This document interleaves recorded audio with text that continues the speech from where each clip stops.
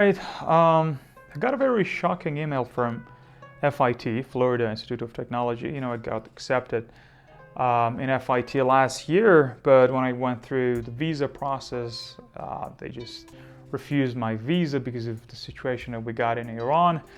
Um, an obligatory military service. I didn't pass it, so the situation was a bit vague that they didn't trust me that I will go to military service, and I don't want to dump my country. But anyway, I don't want to just make it complicated. I just want to talk about the email that it made me a bit upset because in the email they asked me whether your parents are gonna with you or not. So despite the fact that I will not be in the US, at least for another semester, I cannot have my parents in there. I mean, it's like they refuse my visa, but how about my parents? What are the purposes of my parents going to come with you in the US? There is no purpose in order that there are Iranian parents, and when you're an Iranian, you don't have a US embassy in your country, and that is too complicated to actually talk about. But that was so heartwarming when your parents can be with you. You're gonna just travel to another country, you're a totally new kid in town, and you have no friends, no connection. And at the beginning, it can be helpful. And it can be helpful for your parents as well. They're gonna see that you're in a good condition, a big university. They're gonna feel safe as well. And we don't have that privilege here, but other countries have. Like if they want to, they have it. But despite the fact that we want it, we don't have it. And this concept of racism is just really big in countries like the US, but nobody talks about nationalities, how it actually made. This is one of the things that we never choose to have. Like I never knew that I'm going to be Iranian, that I'm going to just born in here and be part of this country. Nobody knows that people are in Afghanistan, in Syria, and Yemen. When they face war, they don't know that they were about to just born in those countries, but we actually do. So in third world countries or in Middle East, there are a lot of problems that we never chose to be here, but we have to be here. Who said that for us?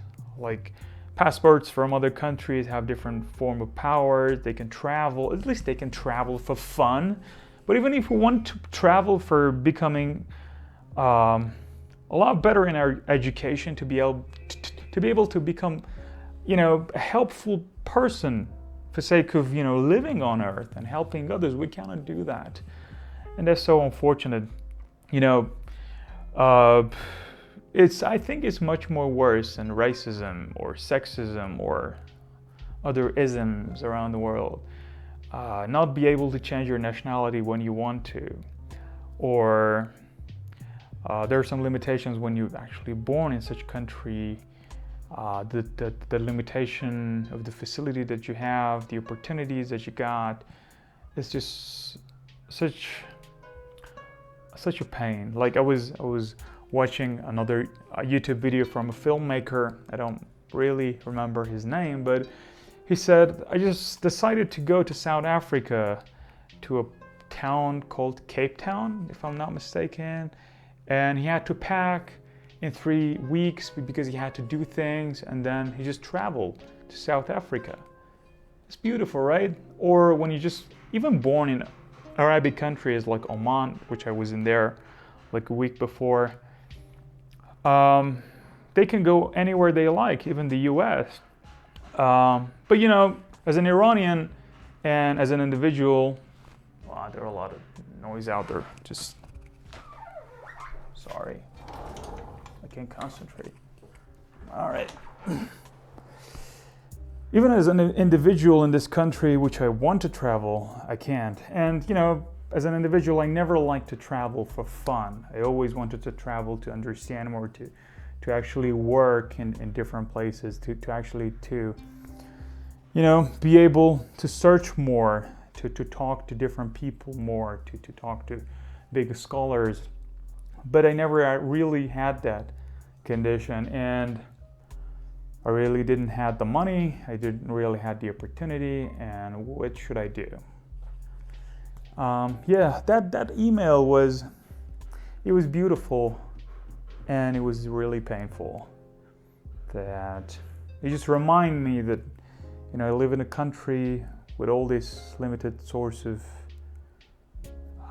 control, which I can't do anything except accepting the fact that I should live in here with all these things, whether I like it or not. Yes, I can change it, but it's a very, very complicated process. You cannot imagine how hard it can be to actually travel to another country. While you're Iranian, you have to do everything possible on earth with the hope of going there about 20% or 30% of your chance. And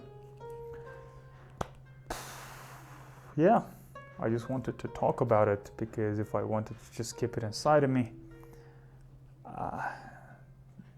that was not good. Anyway, I just wanted to share.